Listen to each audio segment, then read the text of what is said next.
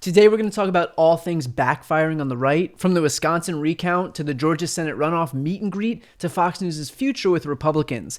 And I interview Senator Chris Murphy, where we discuss holding Trump accountable once he leaves office, what Republicans are saying about Trump's loss behind the scenes, and combating the disinformation we're dealing with right now as we move forward. I'm Brian Tyler Cohen, and you're listening to No Lie. Let's start in Wisconsin because this is hands down my favorite story of the week. So, as we all know, Trump is continuing to deny the results of the election, and in Wisconsin in particular, where Joe Biden beat him by more than 20,000 votes, Trump had the option to order a recount. The total recount would have cost the Trump campaign $8 million, but Trump's only beef here was with big cities, which just so happen to be home to Wisconsin's black population. Milwaukee alone is home to about 70% of the state's total black population. So the Trump campaign paid for a partial recount, spending $3 million to recount only Milwaukee and Dane counties, Dane being home to Madison. Those are both the population centers for Democrats, meaning that the Republican votes throughout the state were totally fine. No fraud there. It's only the Democratic areas that must be rife with fraud, clearly. The recount in Milwaukee County finally concluded on Friday evening, and it turns out that the recount did find a change. It netted 132 votes in Joe Biden's favor, meaning that Trump's campaign paid $3 million so that Joe Biden could increase his lead by 132 votes. At $3 million, that basically amounts to $22,727 per vote for Joe Biden, which is right on par for the guy who managed to bankrupt a casino. Yeah, really looking forward to reading that chapter of Art of the Deal where Trump writes about spending millions of dollars to lose even worse to his opponent. And look, with that said, I also don't want to be so naive here to think that anyone in the Trump campaign actually ever thought that the election results were going to change. The point here wasn't so much discovering fraud as it was buying the campaign time to continue perpetuating their disinformation campaign. Just the optics of a recount in and of itself lent itself to Trump's talking point that there was fraud. It is this self-fulfilling prophecy where he unilaterally creates out of thin air this idea that there's fraud, then he pays for a useless recount, and then he points to the fact that there is a recount to then back up his claims of fraud. And while most of us realize that this is nothing more than the desperate foot stomping of an impotent lame duck president, let's not forget that there's a sizable contingent of Trump supporters who actually believe this stuff.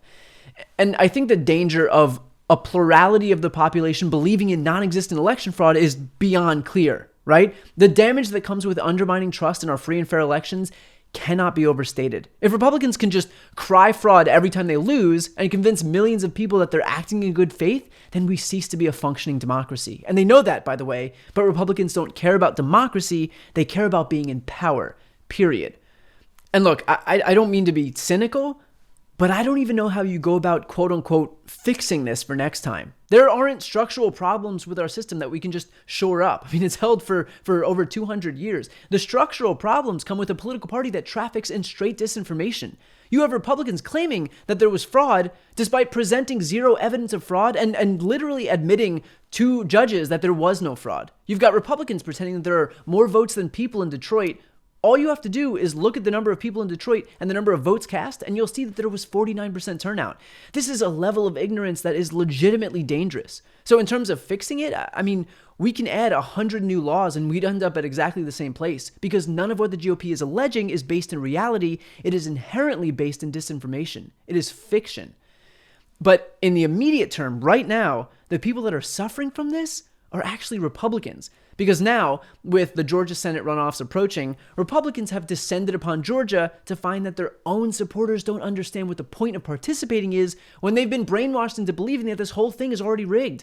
Here's GOP chairwoman Ronna McDaniel. I forgot that we're pretending her last name doesn't include Romney anymore because Mitt voted to impeach Trump, and part of being a sycophant is quite literally disavowing your own name to coddle your authoritarian ruler. Anyway, here's Ronna McDaniel speaking to a crowd of Republicans in Georgia for a meet and greet that doesn't exactly go according to plan. How are we going to give money and work when it's already decided? It's not decided. This is the key. No. It's not decided. First of all, David Perdue still has 100,000 vote lead over John Ossoff right now with the certification. So if you lose your faith and you don't vote and people walk away, that will decide it.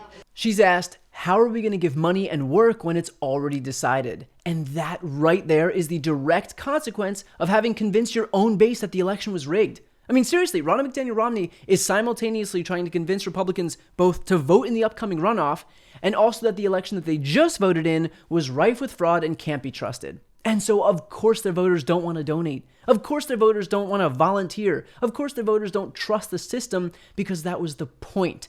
When you go on a nationwide campaign to convince people that they just participated in a fraudulent election, well, then guess what? They're going to think that they just participated in a fraudulent election. And meanwhile, what more motivation for Democrats do you need than witnessing a Republican Party actively trying to subvert our democracy? I mean, I can only speak for myself, but I have never been more motivated to stay engaged than knowing that my opponents are actively trying to undermine faith in the electoral process. And look, I'm not a political genius like Ronald McDaniel Romney, but I'm starting to think that effectively disenfranchising your own voters by convincing them that elections are rigged, while also lighting a fire under Democrats' asses by waging an all-out assault on democracy, might not be the best political strategy. And by the way, it's not just people like Ronald McDaniel Romney who are stuck dealing with what is absolutely a problem of their own creation, but now Fox News is dealing with it too. And I spend a lot of time covering Fox, so I was especially intrigued by this, but what's happening is that because some Fox News hosts are committing the cardinal sin of acknowledging reality, Trump has basically waged an all-out war on the network. He's been tweeting demands for his supporters to migrate over to OAN and Newsmax, where they won't even pretend to be constrained by those pesky little nuances like facts or the truth or objective reality. And I'll save my breath on commenting on Newsmax or OAN besides acknowledging that it is outright conspiratorial trash. But as for Fox, let me just say this. For years, Fox helped create what can only be referred to as a cult of personality revolving around Trump. They've supported his conspiracy theories and lies and obfuscations, even though they knew that they were false. And now we have those same people who were groomed by Fox to take Trump's word as gospel, believing Trump's phony claims that he won the election.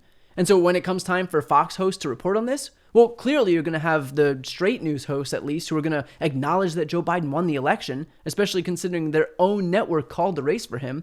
But because that same network's opinion hosts have spent years grooming their own viewers to only believe Donald Trump, well, guess what? When it comes to Fox's hosts versus Donald Trump, they're going to do what they've been taught and believe Donald Trump. The sowing part seemed like a great idea these last 4 years. The reaping part? Yeah, not so much. But this is what that network deserves.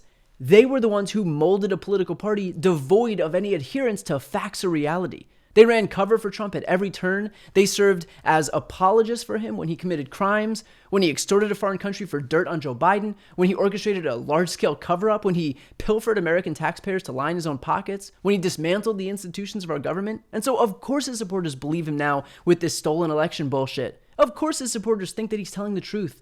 Only this time, the election results aren't some talking point that they can just spin away. Joe Biden has won the race. It is over. That is objective reality. And now Fox has to deal with the fact that if they're going to acknowledge that objective reality, they're going to incur the wrath of the cult that they themselves created. So the good news out of all this, we'll hopefully see a less powerful Fox News moving forward, with the network having lost the conspiratorial loons that they themselves bred over the last 4 years. But the bad news, you'll have more powerful OANs and Newsmaxes of the conservative media ecosystem with even less adherence to facts. And they're the butts of jokes now, but that won't necessarily be the case in 2, 3, 4 years from now. Remember, Tucker Carlson once got so thoroughly humiliated on his show Crossfire in 2004 by Jon Stewart that the show was canceled. Canceled. So what might seem absurd to us one day might turn out to be the top-rated cable show the next. And so that right there is why politics can't be a thing you turn on once every 4 years. Because in the months and weeks and days in between, there is an apparatus on the right working relentlessly to sell disinformation to its own viewers. And yeah, sometimes they get humiliated, sometimes they screw themselves over, but they don't stop trying, and so neither can we. And what we're getting right now is a daily reminder of that. So stay engaged because the health of our democracy depends on it. To listen to my interview with Senator Chris Murphy, where we discuss holding Trump accountable once he leaves office, what Republican senators are saying about Trump's loss behind the scenes, and how to combat the disinformation that we're dealing with right now, go to the interviews playlist on my YouTube channel. That's it for this episode. Talk to you next week.